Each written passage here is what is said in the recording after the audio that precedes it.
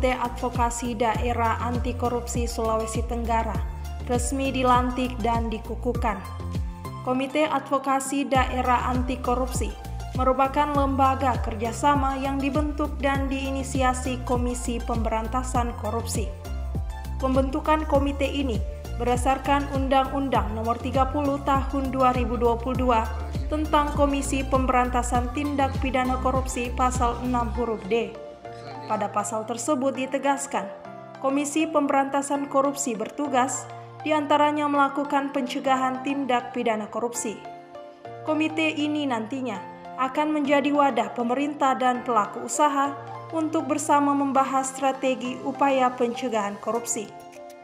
Komite Advokasi Daerah juga akan membahas kendala dalam pembangunan iklim bisnis dan usaha yang berintegritas.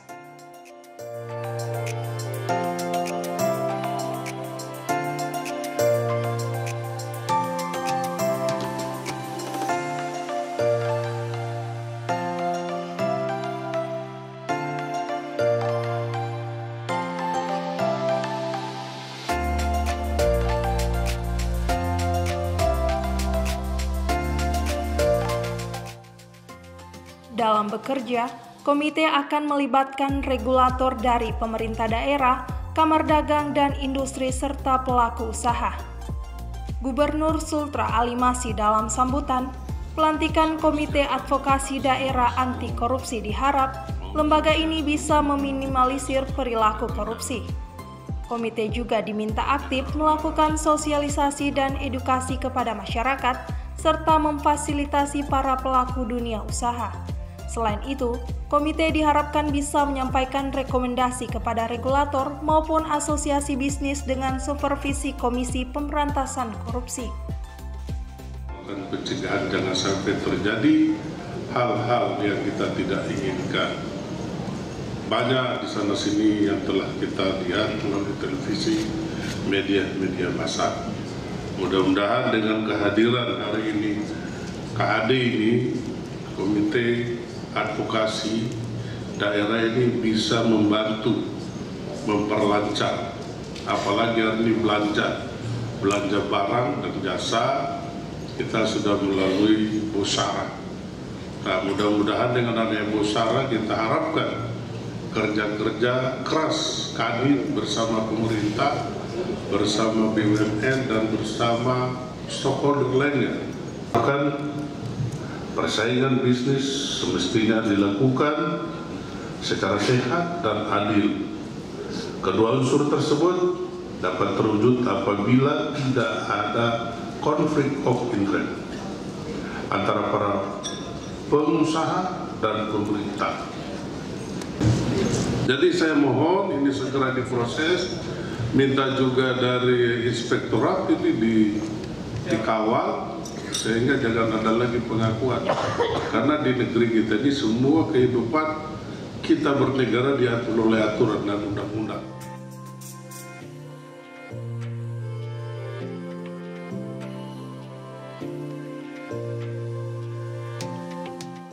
Kepala Satuan Tugas Direktorat Anti Korupsi Komisi Pemberantasan Korupsi Rosana Francisca meminta Komite Advokasi Daerah menjaga integritas persaingan dunia usaha. Komite juga diharap bisa menjadi wadah resmi bagi pelaku usaha dan regulator untuk mendiskusikan berbagai kendala bersama Komisi Pemberantasan Korupsi. Rosana juga menyebut komisi ini sangat penting dalam menghentikan praktek suap, khususnya di daerah dengan perbaikan terhadap regulasi. Dari catatan penindakan kasus korupsi di Komisi Pemberantasan Korupsi, pengusaha menjadi pelaku kasus korupsi terbanyak. Kondisi tersebut menjadi latar belakang dibentuknya Komisi Advokasi Daerah Anti Korupsi di seluruh daerah di Indonesia. Rosana juga menegaskan, pemberantasan korupsi di sektor bisnis merupakan karena banyak pelaku usaha melakukan gratifikasi untuk memudahkan kegiatan usaha.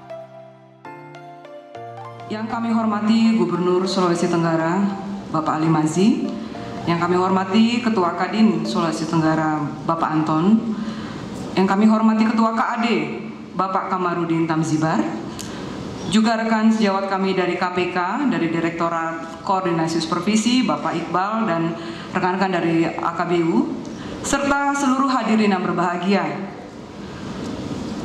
Berdasarkan mandat Pasal 6 Undang-Undang 19 tahun 2019 tentang perubahan kedua atas Undang-Undang Nomor 30 tahun 2002, KPK melaksanakan tugas pencegahan, penindakan, koordinasi supervisi, monitoring, dan eksekusi.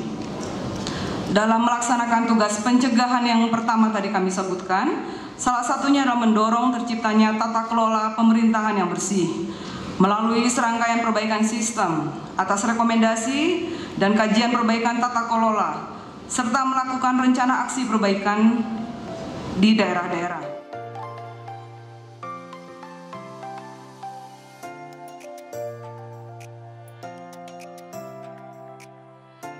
Sementara itu, Kepala Satuan Tugas Direktorat Koordinasi dan Supervisi Wilayah 4, Muhammad Muslimin Iqbal berterima kasih kepada Gubernur Sultra Ali Masih atas keluarnya keputusan Gubernur Sultra nomor 370 tahun 2022 tentang pembentukan Komite Advokasi Daerah Anti Korupsi Sulawesi Tenggara. Di kesempatan tersebut, Muhammad Muslimin Iqbal juga memaparkan statistik tindak pidana korupsi yang ditangani Komisi Pemberantasan Korupsi hingga September 2022. Dipaparkannya, berdasarkan jenis perkaranya, kasus penyuapan menjadi yang terbesar dengan presentase 64%. Selanjutnya, berdasarkan profesi dan jabatan, swasta menjadi yang terbesar dengan 372 kasus, selanjutnya anggota DPR dan DPRD dengan 310 kasus. Salam hormat kami sampaikan dari pimpinan kami kepada Pak Gubernur dan para jajaran, mengingat ada agenda yang bersamaan jadi mewakilkan kepada kami.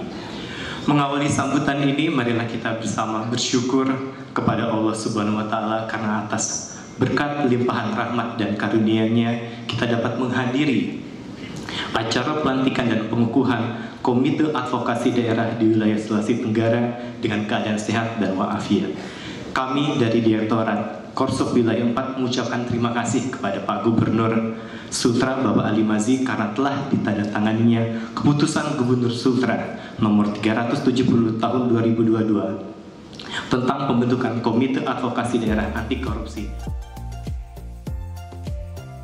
Menurutnya, hal ini dalam rangka menghindari praktik korupsi, khususnya penggandaan barang dan jasa antara pengusaha dan pemerintah. Anton Timbang menyebut, diikutsertakannya dalam komite merupakan penghargaan bagi pelaku usaha untuk menjalankan usahanya lebih bermartabat dan berintegritas.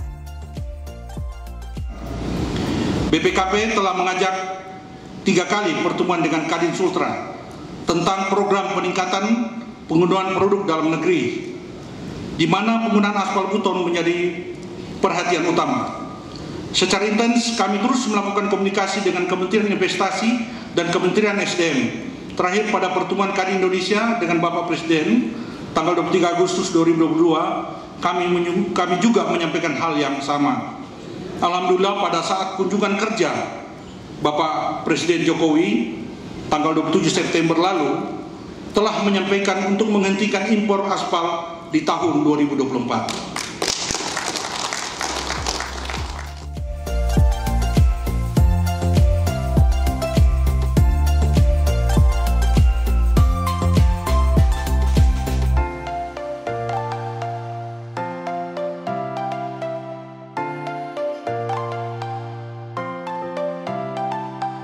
Dari Kendari, Mek TV melaporkan.